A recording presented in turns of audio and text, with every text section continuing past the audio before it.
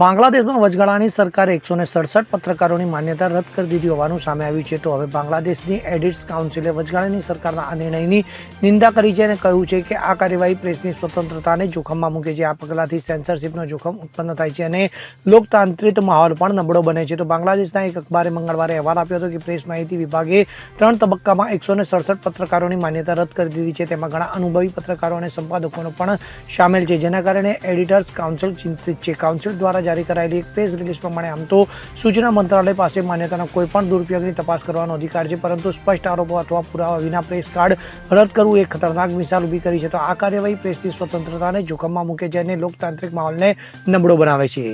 Bureau report CN24 news. હવે જુઓ દેશ દુનિયાની તમામ ખબરો તમારી આંગળીના ટેરવે. ઉઠાવો મોબાઈલ અને Google Play Store પરથી ડાઉનલોડ કરો અમારી CN24 ન્યૂઝ મોબાઈલ એપ.